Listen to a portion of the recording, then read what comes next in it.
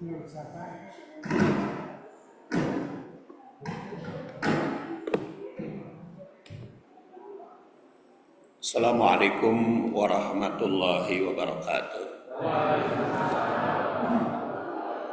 Alhamdulillah wassalatu wassalamu ala Rasulillah wa ala alihi wa sahbihi wa mawalah. Amma ba'du fa ya ibadallah usikum bi taqwallah fa innal jannata uiddat liman ittaqa. Jamaah rahimakumullah, tadinya saya mau pakai data internet tetapi tidak nyambung ke infokusnya. Dukating di mana lepatna? Kalau tahu mah saya bawa dari rumah tadi. Kalau tidak nyambung mah. Dan judulnya pada hari ini adalah meneladani Rasul dalam keseimbangan ibadah. Sengaja saya sediakan buku untuk yang senang baca. Bagi yang tidak senang baca mah nggak usah bawa. Jadi bagi yang senang baca dipersilahkan, saya sediakan bukunya. Meneladani Rasul dalam keseimbangan ibadah. Berteladan kepada Rasulullah Sallallahu Alaihi Wasallam itu merupakan suatu kewajiban bagi umat. Karena apa? Karena Allah berfirman, laqad kana lakum fi Rasulillah uswatun hasanah. Sungguh telah ada dalam pribadi Rasul itu sebagai uswah hasanah. Jadi Rasulullah SAW itu sebagai uswah hasanah, contoh teladan baik bagi umat. Dan ada dua nabi yang jadi uswatun hasanah disebut di dalam Al-Quran. Yang pertama adalah Nabi Ibrahim. Di situ dikatakan kanat fi Ibrahim, sungguh ada dalam pribadi Ibrahim, wa ma'ahu dan yang bersamanya uswatun hasanah. Jadi ada dua yang jadi uswatun hasanah. Kalau kita kenal Nabi itu kan cukup banyak ya, sampai 124.000. Yang diangkat jadi Rasul 315 atau 313. Yang itu jadi Rasul, yang diangkat jadi Rasul. Kemudian dari Rasul diangkat ulul azmi.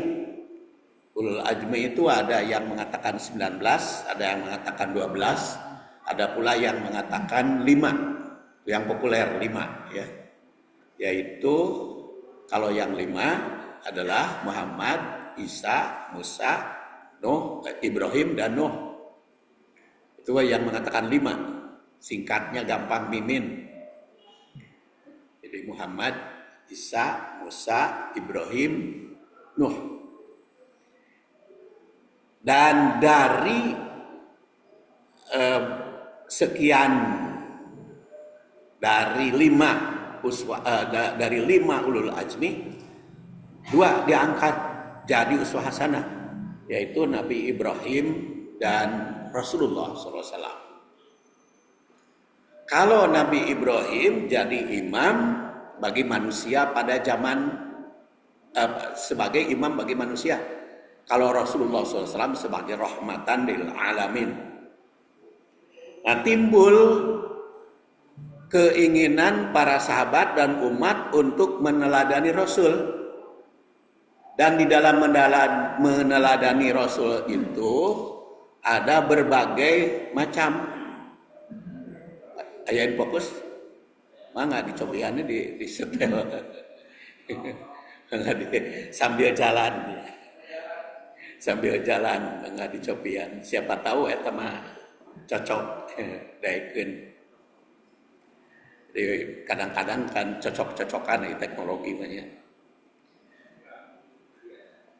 Nah, dalam meneladani Rasul itu masyarakat beraneka ragam.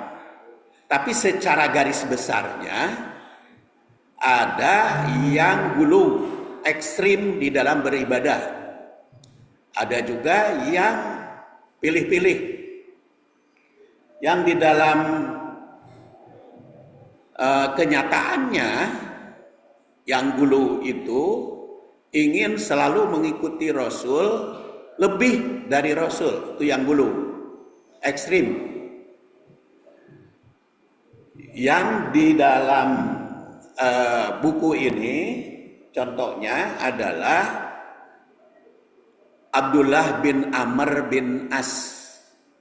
Abdullah bin Amr bin As itu adalah sahabat Rasul yang ingin meneladani Rasul. Nah, itu betul, itu ada. Kanak. Ya.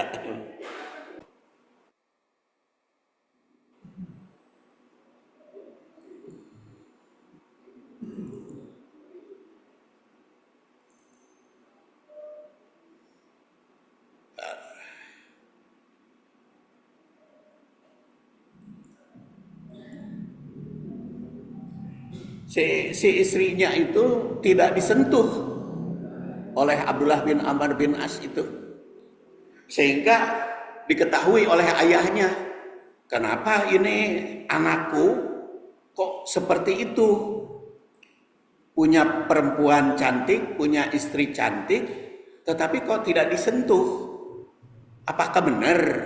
Maka Amr bin As itu bertanya kepada istrinya, apakah engkau benar, wahai anakku? Maka dia menjawab, na'am ar-rajul min rajulin. Abdullah bin Amr bin As itu adalah seorang laki-laki dari kalangan laki-laki, seorang laki-laki yang bagus, yang benar laki-laki nama. Jadi bukan laki-laki tidak benar seperti LGBT, bukan. Tapi itu laki-laki yang benar, laki-laki min rajulin. Tapi lam yato lana firasyan, itu tidak menyentuh, walam yupatis lana kanafan mundu ataina. Tapi beliau tidak menyentuhku, tidak menggunakanku. Maka Amr bin As, ayahnya itu merasa kasihan kepada seorang istri yang cantik tersebut. Sampai si istri itu mengatakan, dialah laki-laki yang baik, ia belum pernah meniduriku dan tidak juga memelukku mesra semenjak aku menemuinya. Ini hadis riwayat Al-Bukhari. Nah, kira-kira apa yang menyebabkan hal itu? Jadi ini subjeknya adalah Abdullah bin Amr bin As, yang beliau masuk Islam pada tahun ke-7 Hijriah. Maka ketika diketahui seperti itu, Amr bin As menghadap kepada Rasulullah, ya Rasulullah, ternyata anak saya saking rajin beribadah, sehingga lupa kepada istri yang cantik itu, saking rajin ibadah. Maka ketika dia sumpah berpuasa setiap hari dan sholat tahajud setiap malam. Jadi karena ingin meniru Rasul, maka dia memilih sholat dan saumnya hebat. Saum tiap hari dan sholat tahajud semalaman. Maka ayahnya itu menghadap kepada Rasulullah Shallallahu Alaihi Wasallam, ya Rasulullah, anakku telah punya istri, tapi kok ibadahnya amat sangat, kerajinannya hebat. Maka Rasulullah SAW mengecek, menemui Abdullah bin Amr bin As. Kata Rasul, ya Abdullah, wahai Abdullah, wahai Ibnu Umar, alam ukhbar annaka tasumun nahar. Aku mendapat berita bahwa sesungguhnya engkau saum setiap hari. Wa taqumul lail, dan bangun malam. Jadi rajin tahajud dan rajin saum.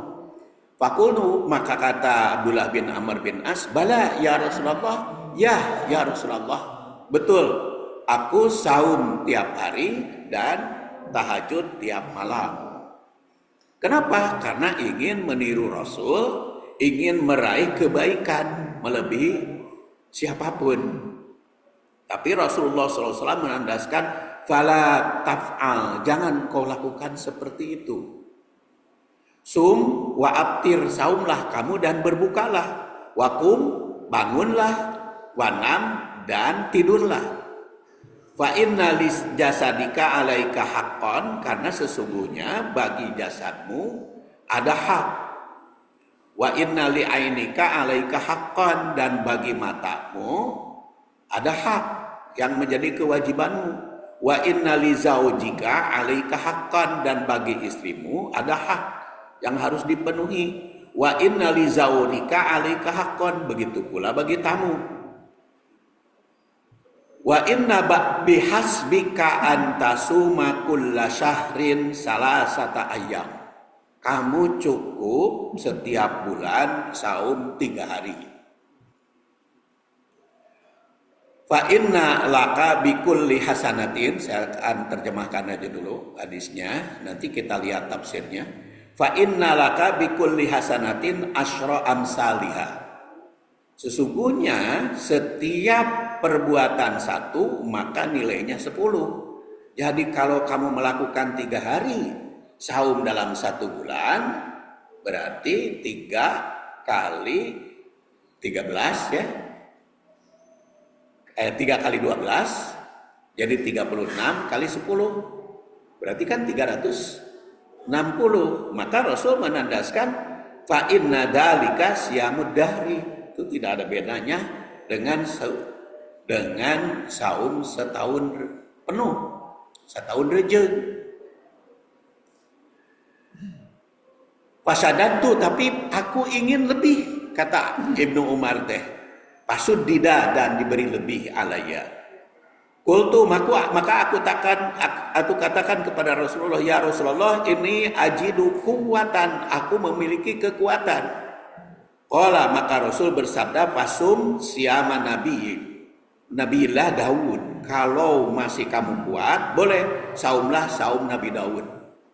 Wala tajid, dan janganlah kamu tambah alaihi atasnya. Qultu, maka siapa Nabi Daud, kumaha, bagaimana saum Nabi Daud itu? Qala nisfad dahri, setengah tahun. Fakana Abdullah, maka Abdullah mengatakan, yaqulu ba'da ma kabiro, ketika usia lanjut, ya laitani qabiltu rukhsatan Nabi. Kenapa dulu aku tidak mengambil rukhsah Nabi? Jadi ibu-ibu dan bapak-bapak rahimakumullah, ini salah satu contoh sahabat yang ingin beribadah sebaik mungkin sehingga lupa kepada istrinya, lupa kepada keluarganya, saking hebatnya ibadah. Padahal kan kita tahu Rasulullah SAW mau tahajud kepada Aisyah, ya Aisyah, dari ini ana ata'abbadu, ya Aisyah, izinkan aku pada malam ini akan beribadah. Jadi Rasulullah ketika mau ibadah malam itu minta izin kepada kepada Aisyah, ya Aisyah, izinkan aku, atau mungkin cek bahasa urama, boleh enggak ya saya sekarang ini mau tahajud semalaman. Jadi kalau Rasulullah SAW tertib gitu ya kepada istrinya itu. Tapi kalau Ibnu Umar, walam urid bidzalika ilal khair, kata beliau, saya bukan apa-apa memilih saum tiap hari dan tahajud tiap malam itu kecuali khair. Dan dia juga bersumpah di dalam hadis lain, wallahi la asumanna an-nahar wala aqumanna al-lail ma'istu. Aku bersumpah akan saum setiap hari dan akan bangun malam setiap malam selama aku hidup. Kemudian Rasulullah SAW mengatakan, fa innaka idza fa'alta dzalik hazamat ainak wa nafahat Kalau kamu lakukan seperti itu, maka matamu akan sayu dan jiwamu, dirimu akan layu. Maka janganlah kau lakukan seperti itu.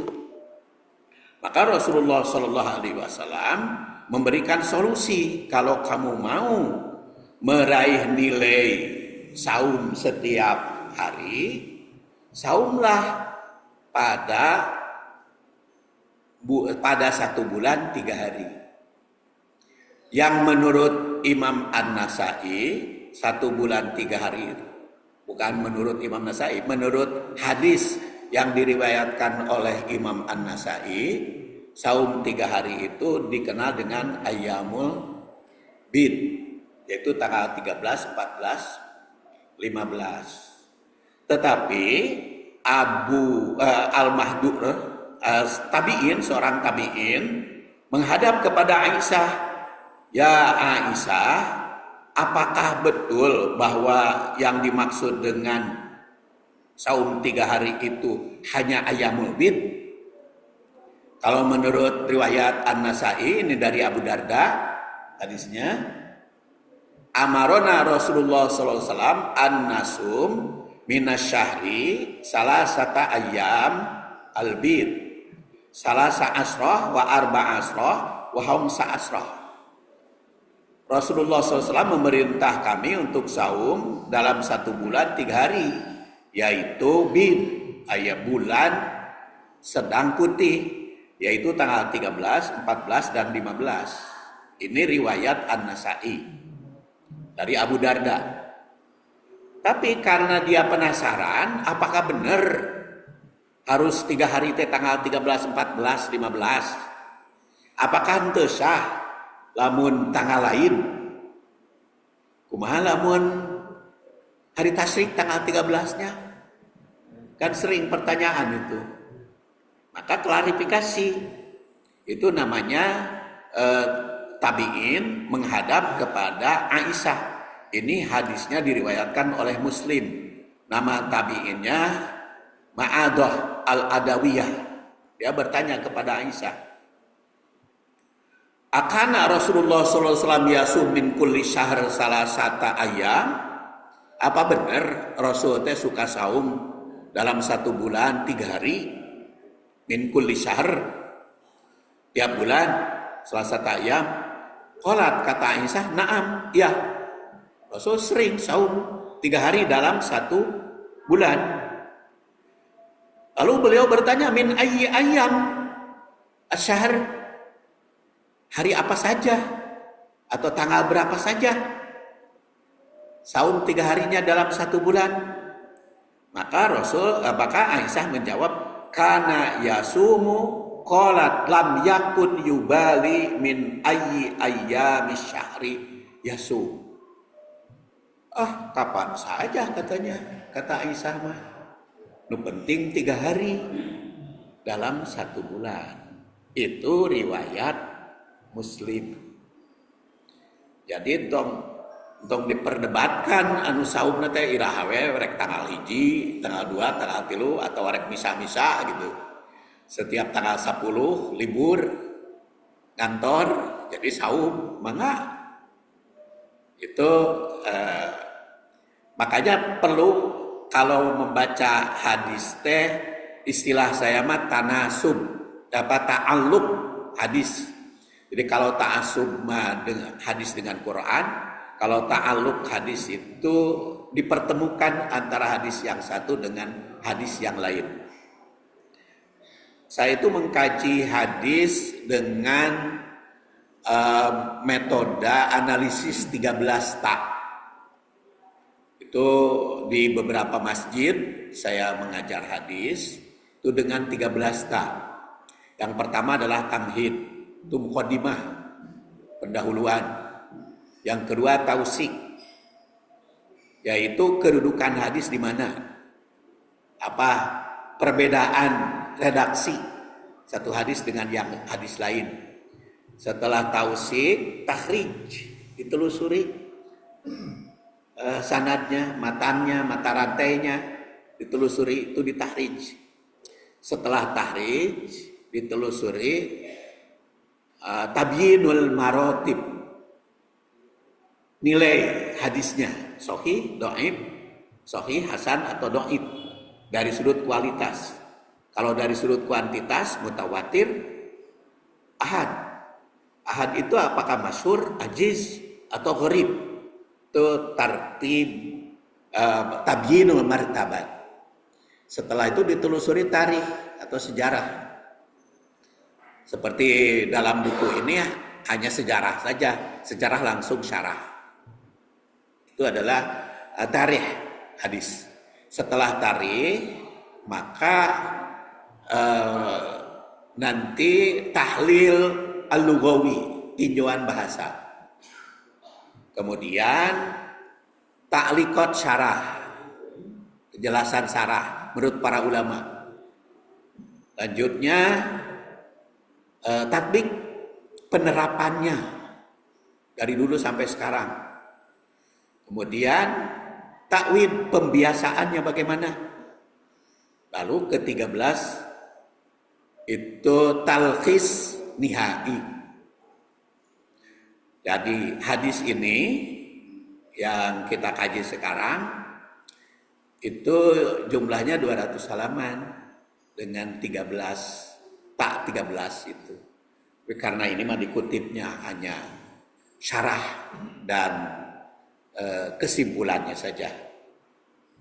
Nah, jadi di situ salah satu makna kenapa di dalam mengkaji hadis itu harus ada ta'liqat hadis.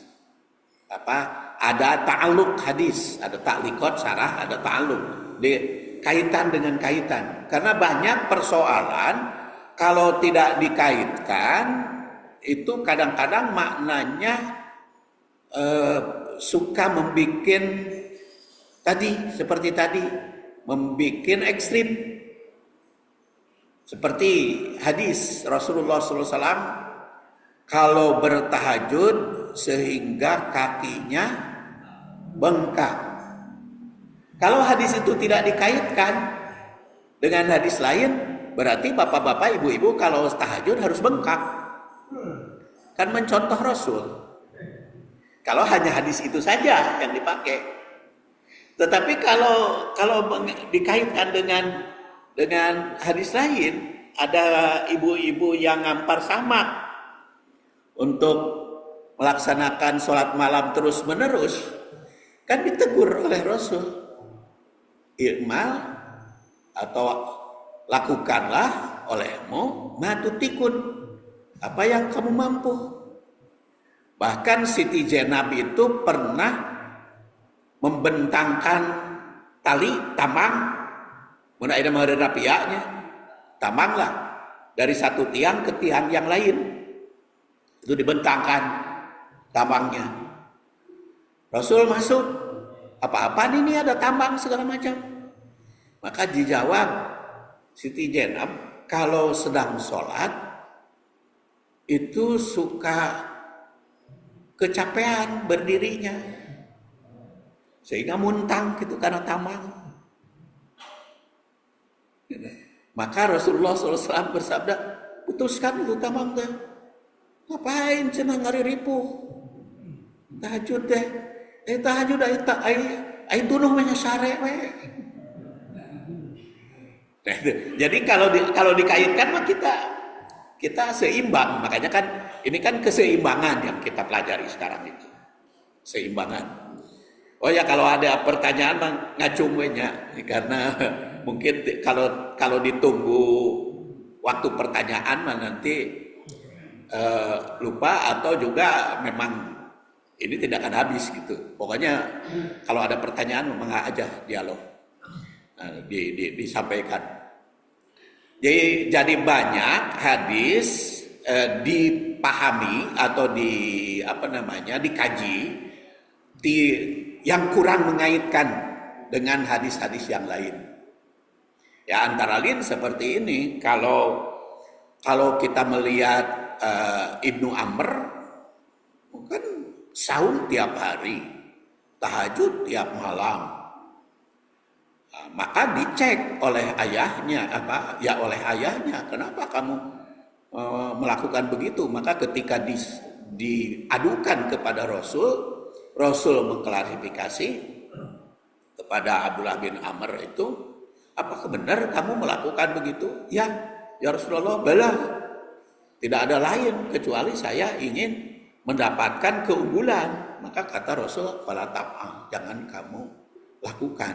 Kalau mau saum ya saumlah sehari dalam 3 hari dalam 1 bulan. Tapi di dalam hadis lain, kalau dikaitkan dengan hadis lain ada bertahap. Kalau di sini kan secara langsung ya, hadis dari 3 hari dalam 1 bulan itu langsung kepada Abu Dawud. Tetapi di hadis lain mah ada tahapan-tahapan Rasulullah SAW itu, mulai dari 3 hari dalam 1 bulan. Setelah itu Abdullah bin Amr bin As ingin lebih, maka beliau katakan setiap Jumatnya bukan hari Jumat ya. Jadi sajumat 2 hari, yaitu Senin Kamis. Nah, setelah itu ini paling banyak. Begitu pula masih hadis riwayat Bukhari juga urutannya Quran.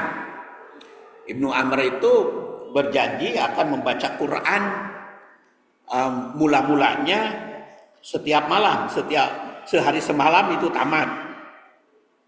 Di sini di halaman 4 ya. Di halaman 4, la asumana dahra wala aqra al-Qur'an fi kulli lailah. Halaman 4. Aku akan saum sepanjang tahun dan aku akan membaca Al-Qur'an 1 tamatan 1 malam. Maka Rasulullah SAW melarang, ya kalau kamu mau baca Quran rajin, udah fi kulli syahr 1 bulan aja. Setamatan.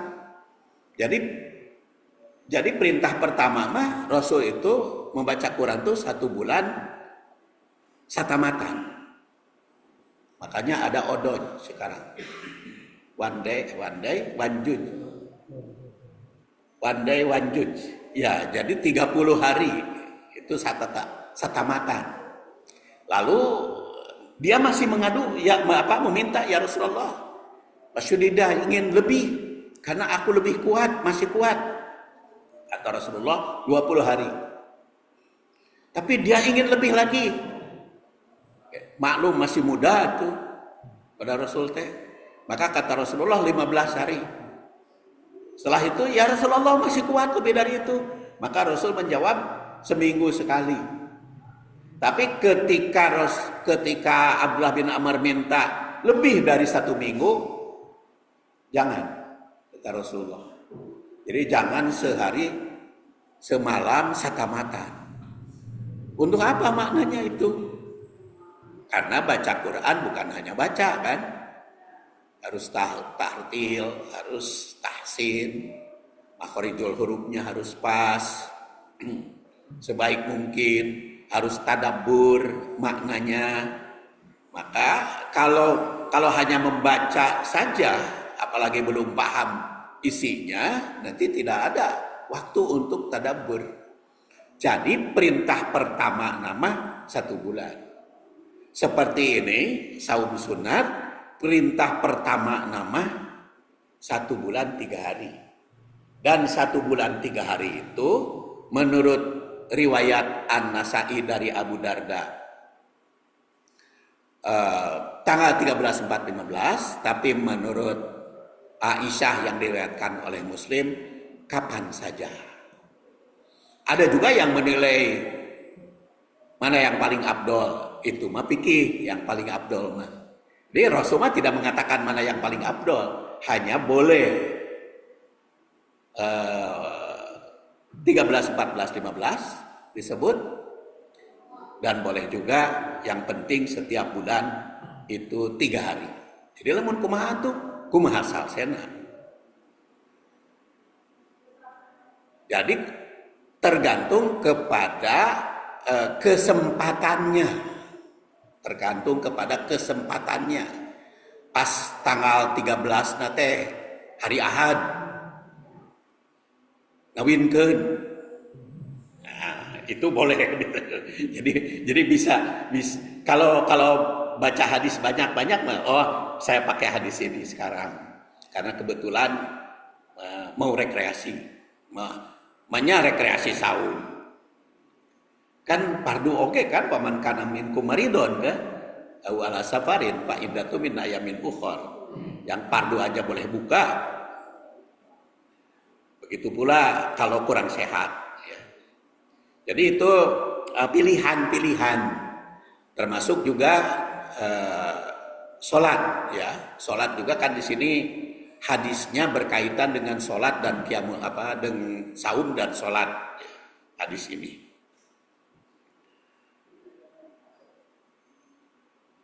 Kemudian kenapa Abdullah bin Umar itu dicarek oleh Rasulullah? Fala taf'al, jangan kamu lakukan.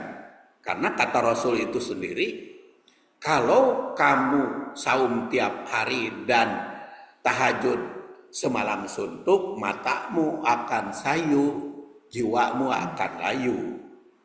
Kenapa? Karena mukmin itu yang baik itu mukmin yang kuat. Rasul bersabda, al-mu'minul qawi, mukmin yang kuat, khairun wa ahabbu ilallah minal mu'minid dhaif,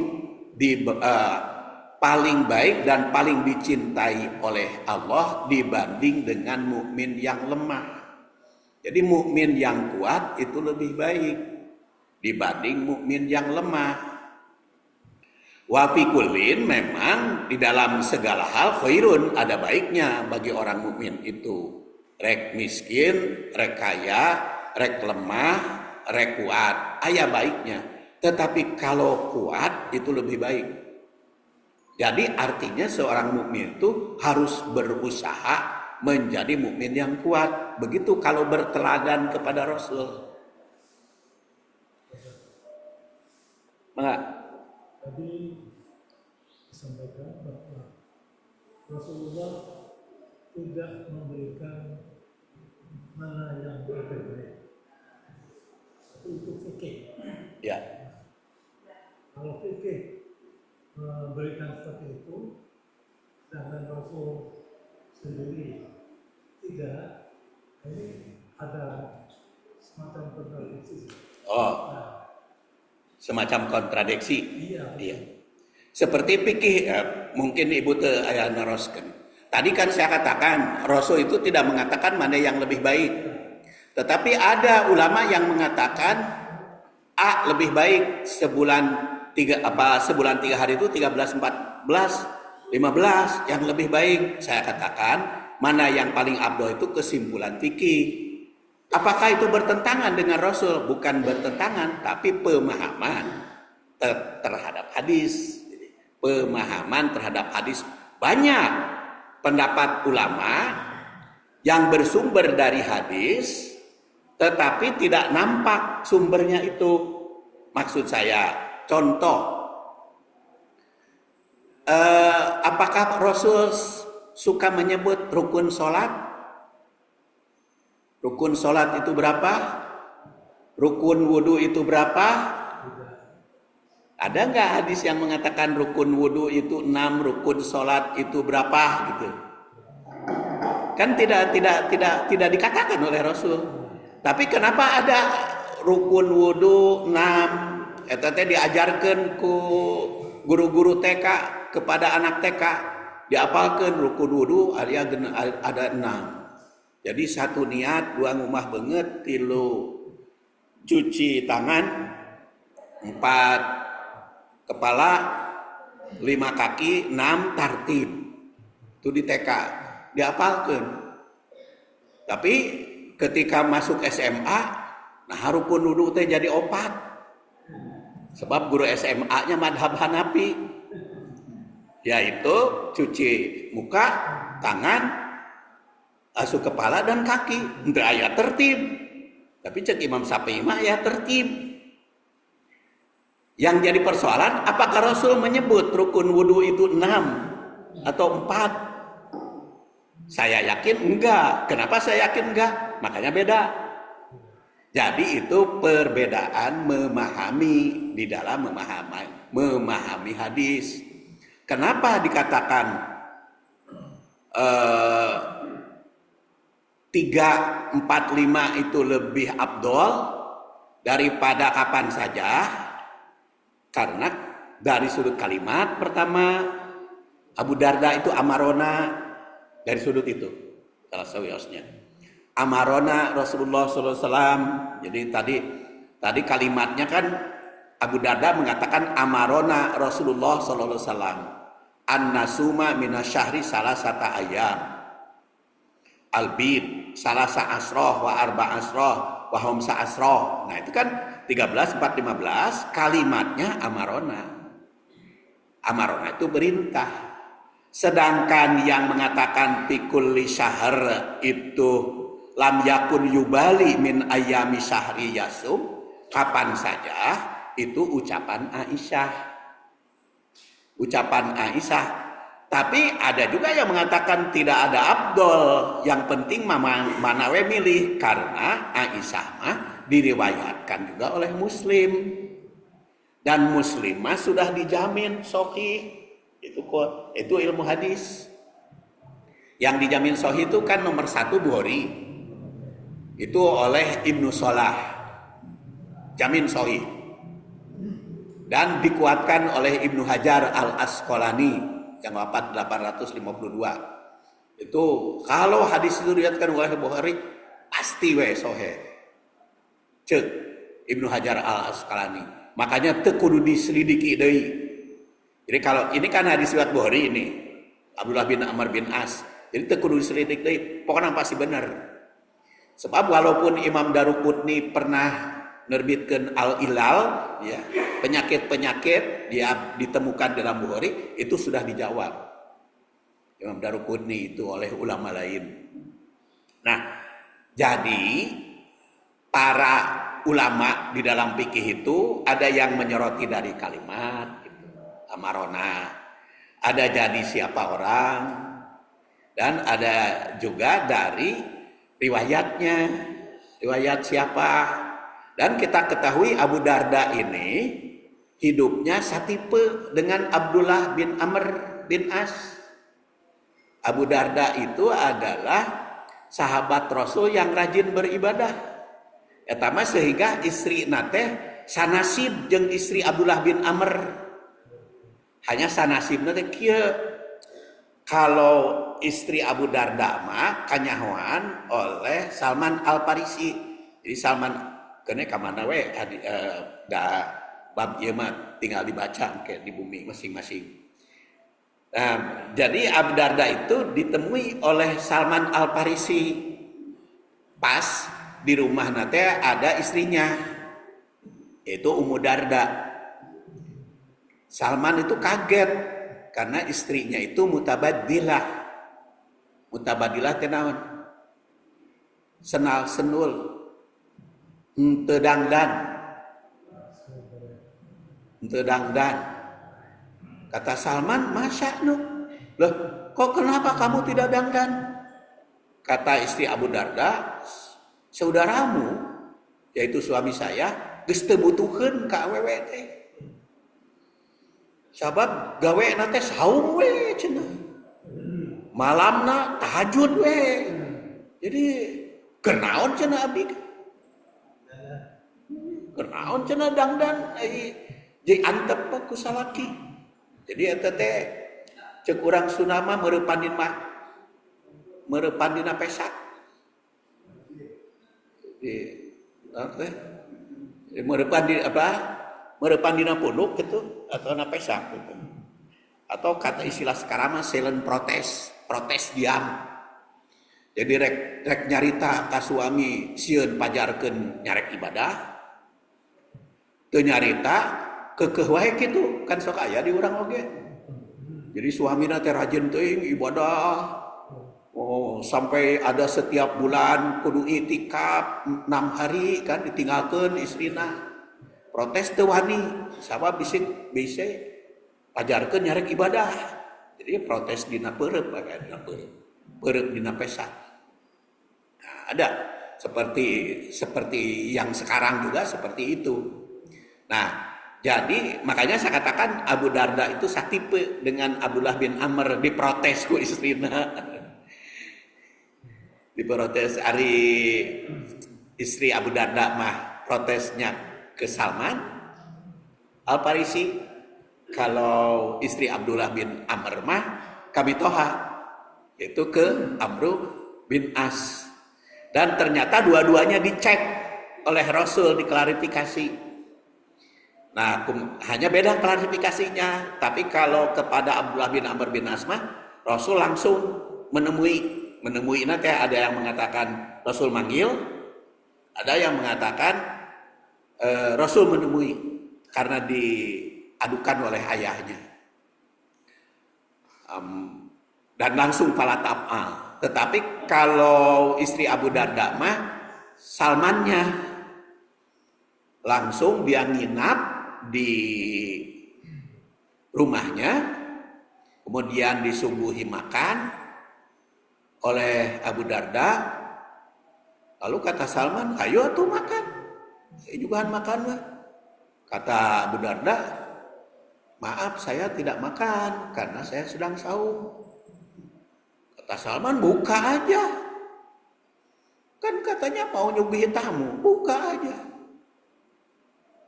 Amatnya tuh saum ya lebar, buka weh. Kata Salman, saya mah tidak akan makan kalau kamu tidak buka. Akhirnya Abu Darda teh buka gitu, makan gitu, nama dibuka dibatalkan. Terus malam tidur kan di rumahnya Salman teh kan dipersaudarakan oleh Rasul. Salman itu orang Syam, orang Kupah, kalau Abu Darda di Syam pada saat itu. Nah, sudah awal malam Abu Darda teh bangun. Kata Salman, uncek bahasa orang, wayah kieu geus hudang mau sholat, awal keneh tuh sare deui. Ya udah sare, tengah malam bangun deui, Abu Darda teh mau tahajud. Iya maka karak tengah peuting atuh tidur deui, can wareg tidur lagi. Tidur deui. Jadi akhirnya geus deket kana subuh. Nah, baru sekarang. Ayo sekarang mah tahajud. Jadi kan ngahulang tak Abu Darda teh. Naon teh tamu teh mani keukeuh ka urang nyarek ibadah. Maka pagi-paginya Abu Darda itu menghadap kepada Rasulullah, ya Rasulullah, kok Salman begitu? Saya sedang saum, suruh buka. Saya mau tahajud, titah sare deui. Maka Rasul menjawab, sodako Salman. Benar itu Salman. Nah itu juga hadis riwayat Bukhari. Riwayat Bukhari. Jadi kebetulan Abu Darda itu adalah orang yang rajin beribadah sama dengan Abdullah bin Amr, dan itu juga salah satu contoh penilaian di dalam memahami hadis.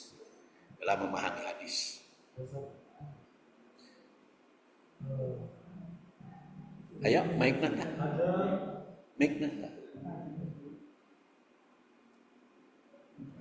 Sekarang ini ada, kalau dulu kan ada Rasulullah.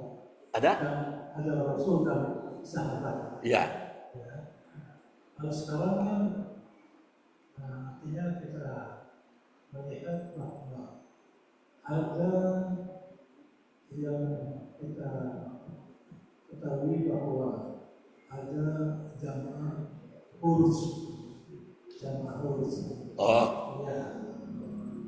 Dia melaksanakan peninggalkan rumah akan satu minggu atau 2 bulan. Kemudian saat ditanya, karena ada Allah SWT, Ada Allah, Oh. kita titipkan. Ya. Padahal yang kedua keterkaitan dia merelasikan ke hadis apakah ada tertentu atau tidak, atau itu pendapat yang seperti tadi, sehingga ini lebih bagus Rasul tidak memberikan, tapi ingin mengatakan ini lebih bagus untuk saya hanya ingin membandingkan bahwa kalau sekarang ini siapa yang bisa meluruskan itu? Ya. Ya, karena mereka seakan-akan kita itu ada Allah dan umatnya. Ya. Kita lurus untuk, tapi lurusnya ini bukan yang kepada lokasi yang muslim, tapi yang muslim juga, sehingga sebetulnya efektifnya kurang. Ya. Nah, ya, makasih. Jadi mungkin saya tidak akan menilai kasus per kasus ya. Cuman yang saya ingin soroti itu bagaimana praktek Rasul kalau keluar, atau istilah Pak Ustaz Daud khuruj. Kalau Rasul keluar, ternyata kalau Rasul keluar istrinya ikut. Apa contohnya? Apa buktinya? Kalau Rasul keluar istrinya ikut, yaitu sampai karena istrinya ketika tahun ke-7 Hijriah itu jumlahnya 9. Kan jumlahnya 9 itu ketika tahun 7 Hijriah. Makanya Rasul kan tidak boleh mencerai istri. Nepika surat An-Nisa sampai 4 juga tidak ada yang dicerai. Khusus bagi Rasul tidak boleh mencerai istri. Nah, ketika tahun ke-7 Hijriah bertepatan dengan Islamnya Abdullah bin Amr bin As, istrinya 9. Saking harus membawa istri, tetapi tidak mungkin dibawa semua, sehingga suka diadakan Qur'ah di Uni. Siapa yang ikut sekarang? Maka Aisyah dibawa Aisyah. Nah, nanti kalau mau pergi berikutnya, Aisyah tidak di Uni. Kemudian yang 8 itu menunjukkan bahwa Rasul kalau bepergian istrinya dibawa. Jadi kalau mau huruj, bapak-bapak istrinya dibawa. Tong lalaki wungkul gitu. Tong suami wungkul. Terus yang kedua, Rasul i'tikaf kan? I'tikaf 10 hari kan dalam 1 bulan. 10 hari dalam 1 bulan Rasulullah sering i'tikaf. Istrinya ikut i'tikaf. Aisyah kan pasang tenda. Hari berikutnya Hafsah. Hari berikutnya Sophia. Jadi sampai sebelum 10 semuanya ikut. Jadi i'tikaf juga Rasul suka dibawa istrinya. Jadi sepanjang istrinya bisa dibawa, diusahakan ikut. Kumaha cenah ada Allah. Mohon ada Allah teh ceuk hadis ieu mah fa inna likulli zaujin hak. Bagi istri ada hak. Di sini kan dikatakan wa inna li zaujika alaika haqqan. Bagi istrimu ada hak. Jadi hak nanti ulah diserahkan kepada Allah, tapi harus tanggung jawab. Makanya ketika istri Abu Darda mutabaddilah itu oleh Salman ditegur. Jadi harus didangdani istri teh. Jadi ulah senul, ulah diantep. Kiswah pakaian itu termasuk juga alat-alat kecantikannya. Kiswah itu. Jadi kiswah itu bukan hanya pakaian, tetapi segala macam yang melekat di tubuh itu adalah merupakan tanggung jawab. Tapi kan sekarang mah kumaha? Suami teh kan hese gawe nama. Hese neangan pekerjaan kan suami teh. Sabab ayeuna mah tempat pekerjaan teh loba wanita. Sok kayak ayeuna upami pagi-pagi ka pom bensin tuh Al Maksum, awewe unggul kan. Siang awewe, malam awewe lalakina hiji. Datang ke supermarket awewe, ka pabrik awewe. Kulan? Kumaha cenah? Ka rumah sakit awewe. Dokter awewe. Sampai ayeuna mah dokter urologi aja ada awewe.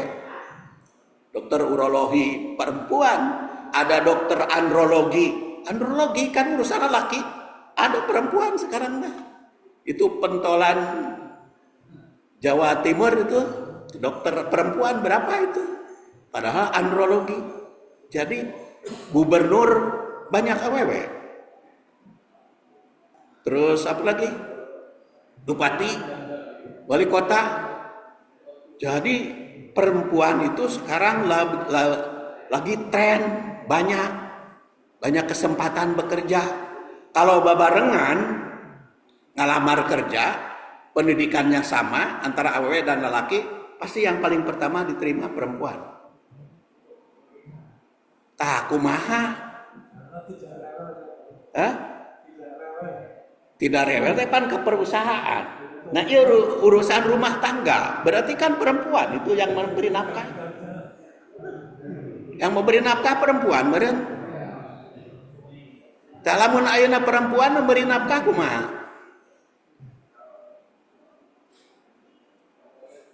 Akhirnya di Jawa Barat perceraian mayoritas gugatan istri sekarang. Itu menurut data statistik. Jadi gugatan perceraian paling banyak di Jawa Barat itu gugatan istri. Anu teu satuju ke suami. Dan salah satu penyebabnya dalam bidang ekonomi bukan kurang ekonomi, tetapi si laki-lakinya tidak berdaya karena semuanya dikuasai oleh wanita. Padahal kalau di dalam Al-Qur'an kan ar-rijalu qawwamuna 'alan nisa. Laki-laki itu pemimpin bagi wanita. Tapi kita harus ingat ar-rijalu qawwamuna 'alan nisa itu ada sambungannya. Qawwamuna 'alan nisa bima faddalallahu ba'dahum 'ala ba'din. Laki-laki itu pemimpin bagi wanita disebabkan faddalallahu ba'dahum 'ala ba'din, disebabkan punya kelebihan. Makanya kata Imam As-Suyuti di dalam tafsirnya Al-Iqlil dan Ad-Durrul Mansur, As-Suyuti itu ulama tahun 911 wafatnya. As-Suyuti itu dia mengatakan di situ bi sababiyah ar-rijalu qawwamuna 'alan nisa bima faddalallahu ba'dahum 'ala ba'din wa bima anfaqu min amwalihim. Laki-laki itu pemimpin bagi wanita disebabkan bi itu punya keunggulan dan disebabkan memberi nafkah. Nah, sekarang bagaimana kalau perempuan yang memberi nafkah suami? Maka menurut As-Suyuti perempuan dalam bidang ekonomi jadi pemimpin. Maka kelamun ayeuna bapak-bapak punya istri ngalamar kerja diterima, dorong we sina bekerja.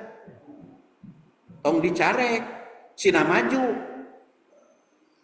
Tapi bapakna nganggur, badami jeung istri, "Neng, kamu kan dapat nafkah nih pekerjaan. Suami nganggur. Udah, daripada kamu cari pembantu susah-susah, saya aja yang mengerjakan urusan rumah." Jadi suami yang urusan rumah ngerjakeun, yang mengerjakan urusan rumah oleh suami masak, nyuci, ngepel, mopokan budak, ngan nyusuan tuh bisa. Jadi dibalikkan sesuai sekarang saya tanya, apakah ada hadisnya yang mengatakan cuci piring itu tanggung jawab perempuan? Tidak ada.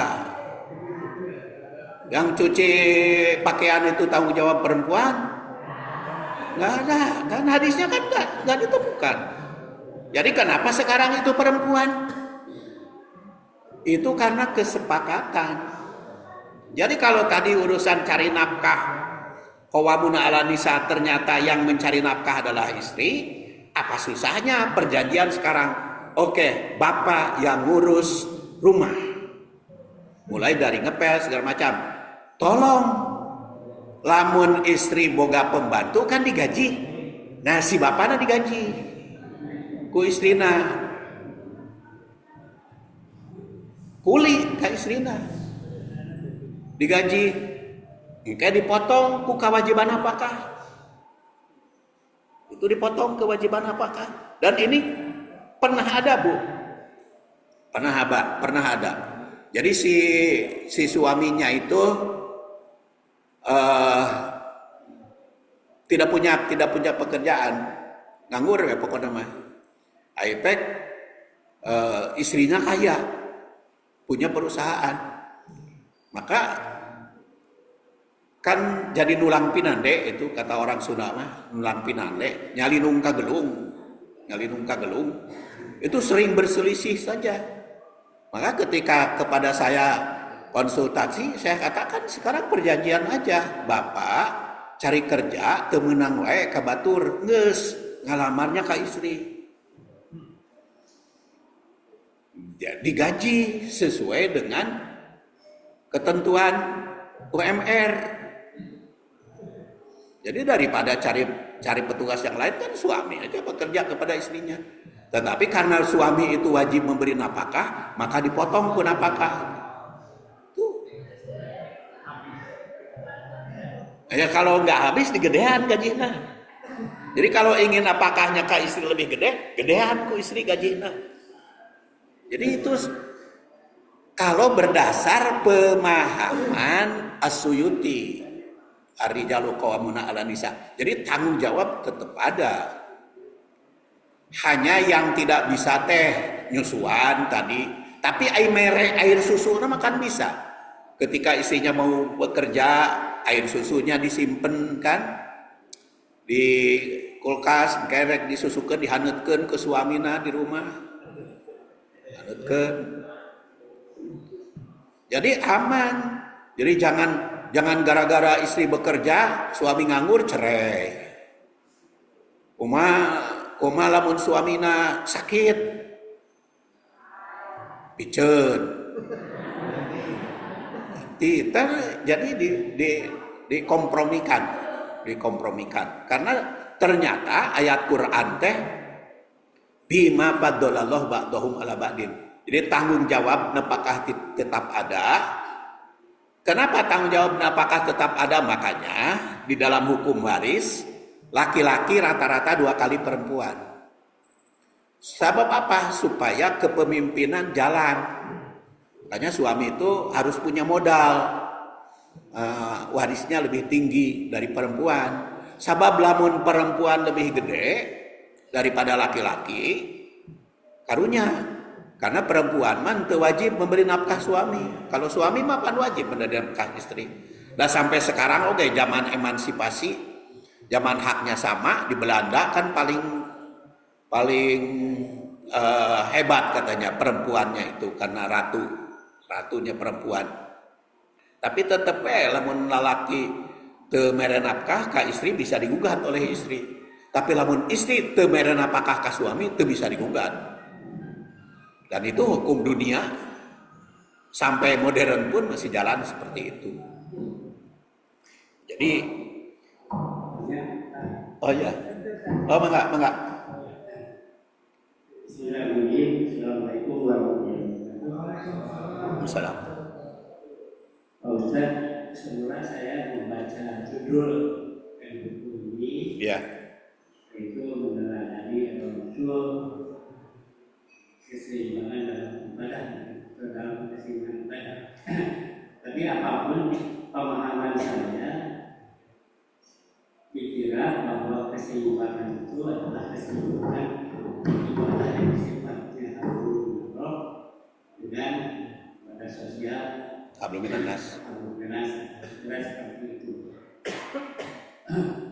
Lalu bagaimana hukumnya? Atau saya sering melihat kaum duafa yang mencari nafkah sampai tidak ada waktu.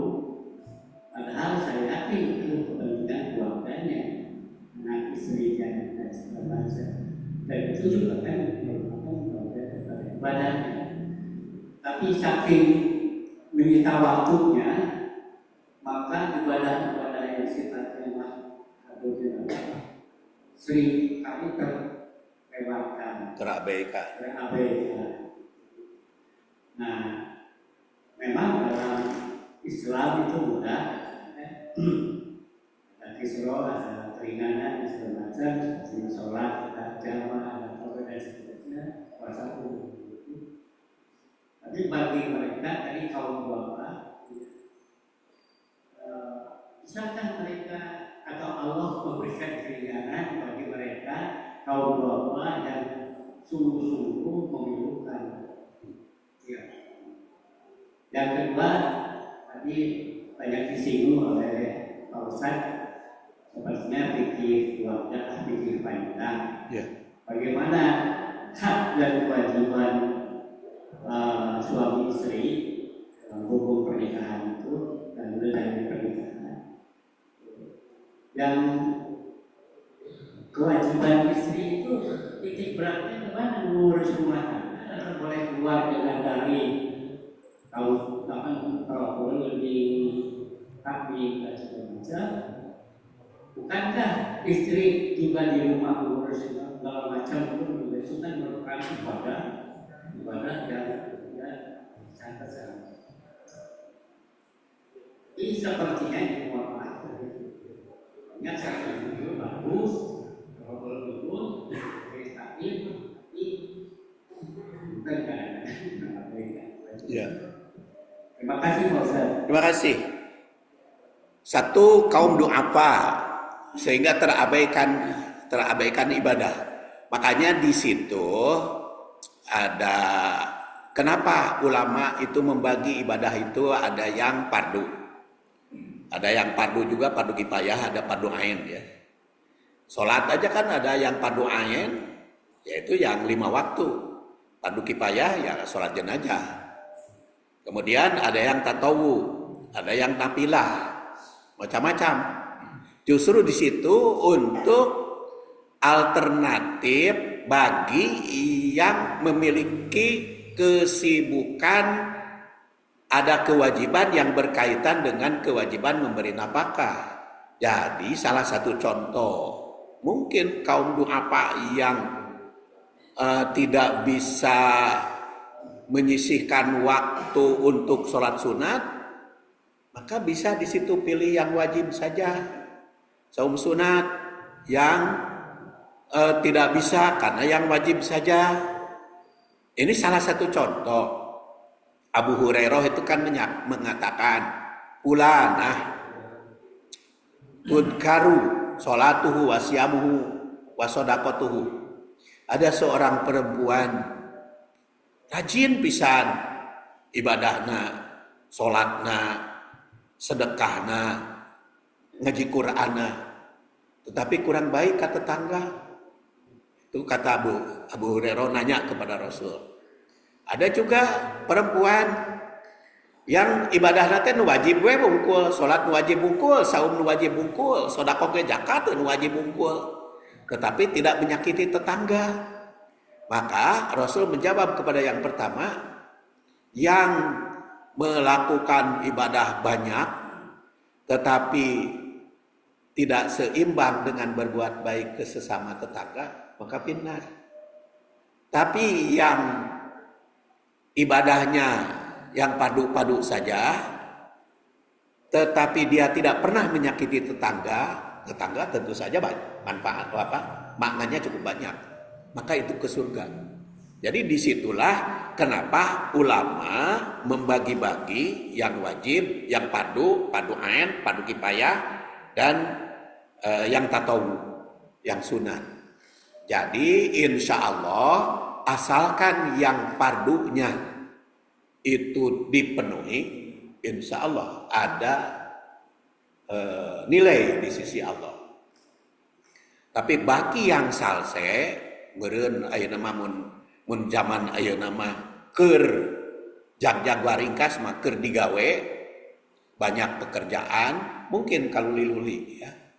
Masalah ibadah tuh kaliwat karena tapi kaliwat nanti yang tak tahu, yang fardu mah tidak bisa kan. Makanya ada yang kosor gitu. Sering kosor ya. Yang PJPS naon? Pulang Jumat pergi Senin. Pulang Jumat pergi Senin. Jadi di rumah nate ngankur Salasa Rebo Kemis. Jadi Jumat udah pergi. Jadi kan di jalan itu bisa tiap minggu itu kosor di jalan mah. Jadi kan berkurang. Bahkan sedang perjalanan maka rawatib juga ditinggalkan kecuali qobla subuh. Jadi itu saya yakin asal yang fardu Pak, bagi yang doa Pak. Kemudian pertanyaan yang kedua, sebetulnya fenomena sekarang, fenomena sekarang. Karena membaca ayat, makanya seperti tadi saya katakan membaca ayat itu dilengkapi secara keseluruhan dan kita tinjau dari berbagai pendapat pandangan karena bi-nya saja di dalam Al-Qur'an itu bermakna. Jadi ar-rijalu qawwamuna 'alan nisa bima faddalallahu ba'dahum 'ala ba'din. Tetapi bagi yang suaminya cukup, bagi yang suaminya bisa menafkahi, kan si perempuan tidak ada kewajiban untuk mencari nafkah. Tetapi kewajiban untuk berbuat baik kepada orang tua kan tetap ada. Perempuan juga. Makanya bagi yang dicari nafkah oleh suami, maka suami juga tidak boleh nyarek. Kalau istrinya nyumbang ibu bapaknya kan. Apalagi kalau sudah 40 tahun usianya. Itu berdasar surat Al-Ahqaf ayat 15. Arba'ina sanah, kalau anak itu sudah berusia 40 tahun, syukurnya itu an askuro lillah wali walidayhi, aniskur lillah wali walidayhi, syukur kepada Allah dan syukur kepada orang tua.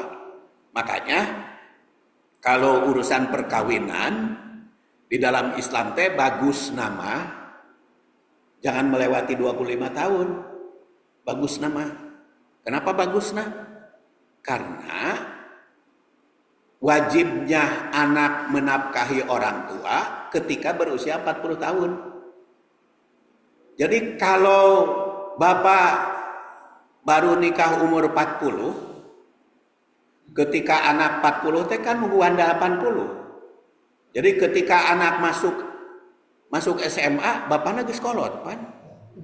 Tapi kalau nikah umur 25, kemudian perempuan juga di bawah 25, maka ketika anak 40 teh kita 65. Jadi kita 65 laki-laki bapaknya di pensiun, anaknya pensiun. Ya itu kan salah satu contoh mas saya gitu. Saya itu nikah tahun 77.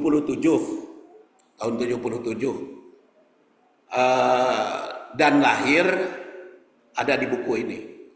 Jadi tanggal 12 Rabiul Awal hari ini, 12 Rabiul Awal tahun 1374. Jadi tinggal ngitung 448 sekarang di Banten 74 kan 74 usia saya. Nah, ketika saya waktu itu berusia, karena nikah saya 23, jadi ketika saya umur 63, anak sudah ada yang 40 tahun. Maka ketika saya di pensiun di Unisba umur 65, anak semuanya sudah 40 tahun ke atas. Makanya saya mah S3 nate geus pensiun gitu. Kan araraneh naon cenah pas saya peureun mah kok S3 geus pensiun keur naon? Karena saya masuk S3-nya geus pensiun. Kenapa? Karena dibiayai oleh anak. Karena kata anak saya, bapak baheula mengsiun nganapakahan anak-anak kuliah, maka sekarang bapak kalau mau kuliah ditanggung oleh anak-anak. Itu untungnya kalau nikah lebih awal. Jadi makanya dan gini perhitungannya, kalau umur 25 perempuan kan masa kehamilan teh umur 35 kan. Jadi 25 jadi 35 itu 10 tahun kan. Sedangkan jarak antara satu anak dengan anak berikutnya, yang berbicara ini idealnya. Ari lahirna tahun Ji gitu naon disukuri we. Ada yang tahun Ji kan. Cuman kalau berdasar surat Al-Ahqaf ayat 15, hamluhu wa fisoluhu salasuna syahron. Hamil dan menyusui itu 30 bulan. Berarti kalau perempuan nikah umur 25 sampai 35 kan 10 tahun. 10 tahun berapa bulan? 10 kan 120 dibagi 30 berarti punya anak 4. Kalau 25 itu idealnya. Saya mah bukan berbicara KB ya mah. Tapi ideal berdasar Quran, pemahaman terhadap Quran begitu. Makanya nikah teh bagus nama perempuan maupun laki-laki jangan melebihi 25. Supaya apa? Supaya ayat dan hadis bisa dilaksanakan. Ayat pertama arba'ina sanah menafkahi orang tua. Kemudian hadis kan ada sahabat itu punya istri dan punya orang tua. Dia punya harta. Si harta nate diminta oleh istri dan diminta oleh orang tua. Hiji-hijina harta sisa teh diminta ku orang tua, istri teu kabagian. Da hiji. Diminta ku istri, orang tua teu kabagian. Akhirnya bingung si bapak teh, si laki-laki teh menghadap kepada Rasulullah, ya Rasulullah, ini harta diminta ku istri saya, diminta ke orang tua. Perlu dikamanakeun? Maka Rasul menjawab, anta wa maluka liwalidika. Engkau dan hartamu milik orang tuamu. Jadi kalau berdasar hadis itu, harta anak, harta orang tua. Tetapi harta orang tua belum tentu menjadi harta anak. Lain tibalik. Tati balik. Kalau berdasar hadis mah, Ibu, kalau berdasar hadis, harta anak itu harta orang tua. Anta wa maluka liwalidika. Kamu dan hartamu milik orang tuamu. Bukan harta orang tua milik anak, bukan. Harta anak milik orang tua. Jadi kalau ibu-ibu, bapak-bapak seusia saya 74 tahun, anaknya punya anak lebih 40 tahun, minta kepada anak itu hak.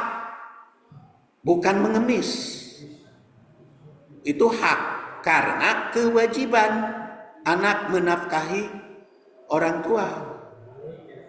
Ayeuna apa tibalik baheula ngahesekeun keur sakola, keur kuliah ngahesekeun geus boga pamajikan boga anak indungna nu ngurus incu. Ai geus kolot minta warisan walaupun bapana can maot. Nah ini karena banyak ayat dan hadis belum diamalkan oleh umat Islam. Kalau menurut hadis rumah tangga teh begitulah runtutnya. Jadi ketika saya sudah menerbitkan bukunya sebenarnya mah. Hadis-hadis yang berkaitan dengan pendidikan itu. Tanggung jawab orang tua kepada anak. 400 halaman. Buku saya namanya Permata Hadis ya. Hadis-hadis yang berkaitan dengan tanggung jawab orang tua terhadap anak. Jadi tanggung jawab orang tua terhadap anak itu ada konsekuensinya. Anak kepada orang tua. Anak kepada orang tua. Karena kalau saya kan ibu-ibu majelis taim juga tahu ya, kalau setiap dimintai ceramah pasti ada bukunya. pasti ada buku. Ini juga kan baru dikasih tahu kemarin saya untuk ceramah di sini. Pak Daud tuh nanya bisa pakai buku enggak? Saya bilang enggak tahu. Fotokopinya bisa ente. Kalau saya mah bisa saja semalam suntuk bikin makalah sakil 24 halaman. Semalam bisa selesai. Tapi tukang fotokopi kadang-kadang tapi alhamdulillah tadi tidak libur. Nah, jadi itu kalau kita telusuri, maka kalau Bapak tanya tadi keseimbangan yang dimaksud di sini adalah justru keseimbangan dalam ibadah itu tidak boleh mengabaikan. Kalau di dalam buku ini mah urusan rumah tangga terutama karena Ibnu Umar kasusnya berkaitan dengan kehidupan berumah tangga. Jadi makanya di sini kan ada di sini ya. Nah, jadi Rasulullah SAW memberikan bimbingan ini ini contoh ya. Jadi kalau anak punya masalah kepada suami, jangan bebeja ke orang tuanya, tapi memberitahu tuh ke mertua. Ini contoh istri Abdullah bin Amr, jadi memberitahu orang tua dia mengeluh itu, tapi mengeluhnya atau memberitahunya ke Amr bin As, ke mertua, itu bagus. Kemudian maka nanti klarifikasi pada Rasul. Maka Rasul memberikan bimbingan, sini bimbingan atau taujih, ya. Nah, maka Rasul memberikan bimbingannya otomatis. Di sini ada hak mata, hak jasad, terus hak istri dikemukakan, hak tamu. Maka di situ yang dimaksud dengan seimbang. Jadi kalau ibadah itu harus seimbang. Jadi makanya kenapa Rasulullah SAW melarang istri saum tanpa izin suami sepanjang suaminya ada di rumah. Kan tidak boleh seorang istri saum tanpa izin suami padahal istrinya masih ada di rumah. Maka dipahami juga oleh ulama atau laki-laki oge, laki-laki oge harus izin istri. Apa dalilnya? Kalau laki-laki izin istri mah hadis riwayat Ibnu Hibban, yaitu Rasul ketika mau tahajud, Noel, ya Aisyah, dari ini ata'abbadu lailan. Ya Aisyah, bolehkah aku ibadah semalaman ini? Kata Aisyah, aku sangat senang tidur di sampingmu, tetapi aku sangat senang kalau bisa memberikan kesenangan kepadamu. Nah, jadi itu rukun Rasulullah SAW mau ibadah oge bebeja gitu ke istri. Kan pasti atur Rasul mah diizinan ku istri mah, tapi kunaon bebeja eta tata tertib. Jadi lamun bapak reka masjid kan assalamualaikum, pulang dari masjid assalamualaikum, itu teh salah satu contoh keharmonisan rumah tangga. Jadi jangan sampai belenyeng tinggalkan sabulan eueuh beja nah jangan sampai begitu. Jadi itu keseimbangan, itu kerukunan, dan itu teladan dari Rasul ternyata. Makanya di sini ada hak tamu, kemudian sehingga saum juga dibatasi ya. Kemudian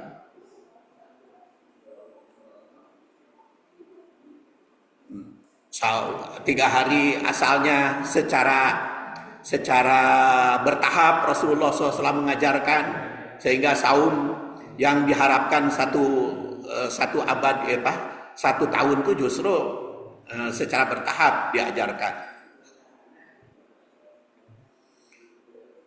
Karena apa? Karena Rasulullah SAW juga yakul ba'da kabiro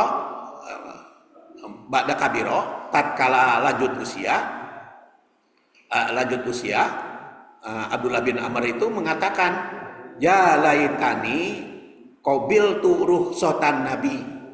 Ketika lanjut usia Abdullah bin Amr itu mengatakan, kok kenapa saya itu tidak mengambil teladan rukhsah dari Nabi? Karena mungkin ketika masih muda mata dikuat, tetapi ketika lanjut usia kan rada repot, rada payah. Maklum ari geus ketua lanjut usia mah, makanya dia agak menyesal. Kenapa saya tidak mengambil rukhsah baheula teh nya? Karena baheula mas.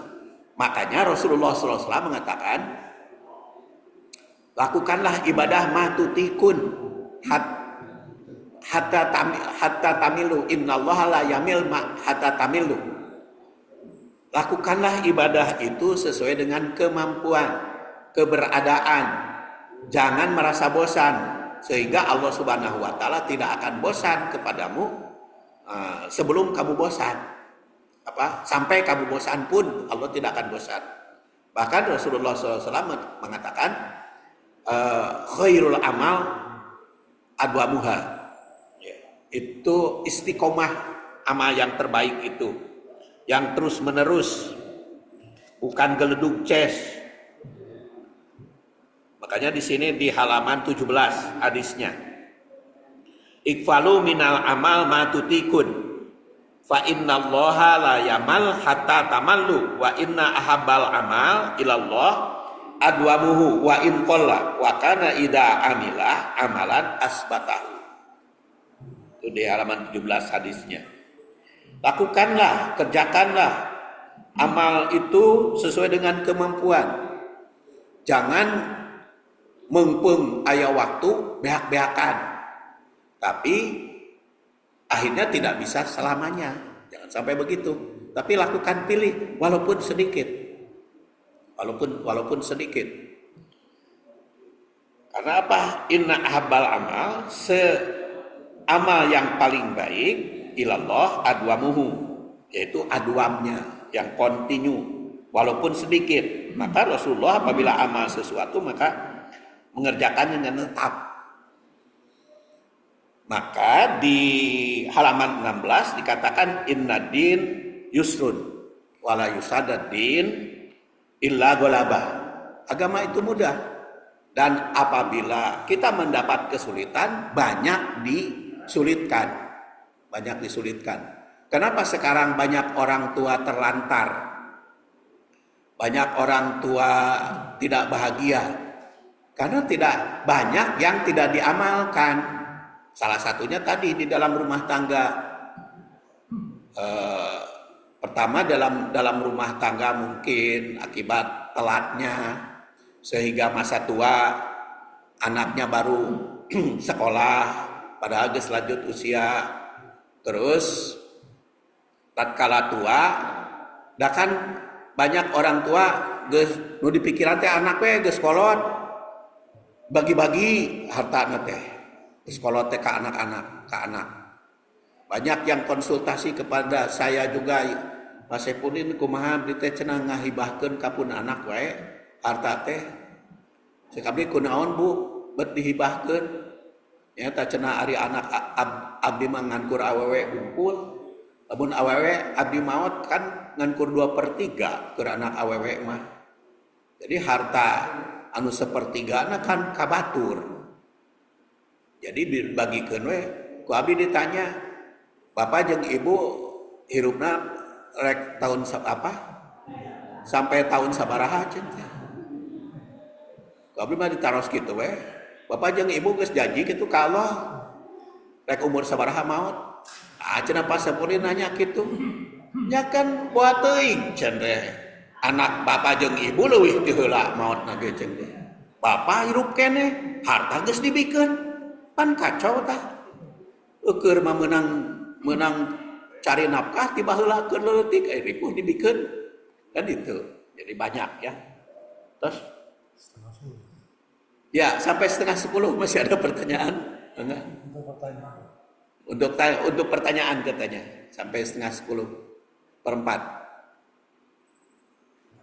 Terima kasih. Enggak, saya Mangga. Tuh itu Ibu. Ibu mau bertanya Ibu?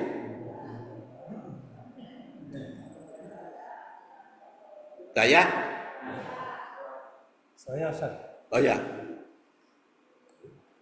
Jadi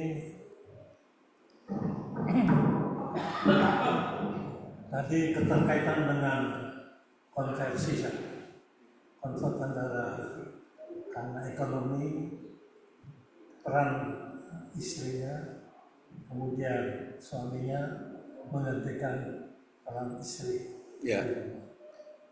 Itu hanya sebatas mungkin komitmen saja. Tapi secara fikih bahwa suami itu tetap sebagai wali kalau anak perempuannya itu menikah. Ya, itu yang tidak bisa digantikan dengan satu. Ya. Baik. Ada hal-hal yang tidak bisa digantikan. Pertama, peranan istri nyusui anak tidak bisa diganti suami. Kan bapaknya tuh bisa nyusuan, paling mere susu. Itu hal yang tidak bisa digantikan, itu fitriyah masing-masing. Ya. Kemudian ada yang tidak bisa diganti istri, yaitu wali nikah. Wali nikah nggak bisa. Jadi sekarang umpamanya istrinya sudah ganti suami, geus leungit suamina teu kapanggih. Angger pepen kudu dicari lamun teu kapanggih wali hakim. Nah, terus bagaimana bagaimana kalau yang tidak punya ayah, yaitu cenol teu di kalapaan? Naon cenol teu di kalapaan teh? Ngajenol eueuh bapaan. Nah, ini kan kenyataan ada. Itu kan ayah biologis kan tidak bisa jadi wali. Karena Rasul mengatakan al-walad lil firosh walil akhir al-hajar. Yang anak itu hasil perkawinan, bagi yang jinah mah hajar. Jadi orang tu bapak biologis, bukan bapak hasil perkawinan, tidak bisa jadi wali. Jadi tetap walinya tidak bisa bapana. Ayeuna kumaha lamun era da geus kawin era walina gampang ngadu we ka KUA. Pak KUA, anak saya jeung si bapana ieu teh bukan ayahnya sabenerna karena eta baheula memeh nikah.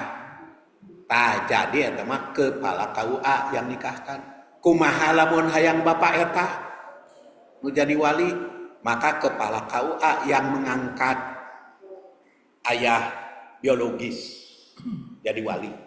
Jadi ada saja. Jadi walaupun nasabnya hanya kepada perempuan tetap tidak bisa jadi wali. Itu hal-hal yang tidak bisa digantikan ya. Jadi kalau Aminah Wadud, orang Malaysia itu mengatakan karena arijalu qawwamuna 'ala nisa itu dipahami sesuai dengan komitmen masing-masing, bisa saja cenah perempuan jadi pemimpinnya sampai menggantikan, itu masih tetap ditolak kalau urusan wali mah. Seperti perempuan jadi imam, payahna we ibu walaupun bapakna kurang fasih, ibu tuh bisa jadi imam ya. Kan sekarang mah banyak contoh di beberapa tempat, ibu nama ngiring tahsin kemana-mana dibina ari bapana teu miluan, sehingga bacaan teh alus keneh ibu. Bayahna we ibu teu bisa jadi imam. Jadi itu mah makanya harus berperan Makanya tadi qawwamuna 'ala nisa itu bima faddalallahu ba'dahum 'ala ba'din. Jadi keunggulan. Karena keunggulan jadi pemimpin tuh. Jadi di dalam suami istri juga begitu. Kalau ternyata yang cari nafkah adalah istri, maka bab ekonomi dipimpin oleh istri. Tetapi kalau dalam bab imam tetap laki-laki. Dalam keputusan rumah tangga berperan. Tetapi kalau bima faddalallahu ba'dahum 'ala ba'din itu keunggulannya, maka kalau suami ahli teknik, istrinya ahli kesehatan, wayahna we bab kesehatan mah suami dipimpin oleh istri. Bab kesehatan mah jangan sampai suami pemimpin. Jadi bab kesehatan ya ayo aja dipemimpin, padahal dokter nama istrina. Nah itu jadi silih eledan. Itu yang saya maksud ar-rijalu qawwamuna 'ala nisa. Kemudian kalau kita lihat dari sudut maqasid syariah, jadi ada hibdun nafas, ada hibdun nasl dan pemeliharaan, maka disimpulkan supaya kesimpulannya, ini saya baca di halaman 23, simpulannya. Hadis Abdullah bin Amr bin As mengajarkan bahwa hakikat meneladani Rasul bukan terletak pada seberapa banyak kuantitas ibadah yang sanggup dilaksanakan fisik, melainkan pada keseimbangan atau tawasud dan konsistensi atau istiqomah dalam menunaikan seluruh hak secara proporsional. Ada hak Allah yang di dalam hadis ini dikatakan saum, qiyamul lail, dalam hadis ngaji Quran dan sebagainya. Ada hak sesama manusia, mulai dari istri, anak, keluarga, tetangga. Islam menolak spiritual yang ekstrim, yang mematikan fungsi sosial dan merusak kesehatan raga. Pemenuhan hak tubuh, hak keluarga, serta hak bermasyarakat adalah bagian integral dari ketaatan kepada Allah. Oleh karena itu, menerima keringanan atau rukhsah yang disyariatkan oleh Rasul merupakan jalan ibadah terbaik yang menjamin kelangsungan penghambaan atau ibadah seorang muslim sepanjang hayatnya tanpa kejenuhan, tanpa kelelahan. Sakitu anu kapihatur, mudah-mudahan ada guna dan manfaatnya. Maka kita akhiri dengan bacaan kafaratul majlis. Subhanakallahumma wa bihamdik, asyhadu an la ilaha illa anta, astaghfiruka wa atubu ilaik. Assalamualaikum warahmatullahi wabarakatuh. Terima kasih.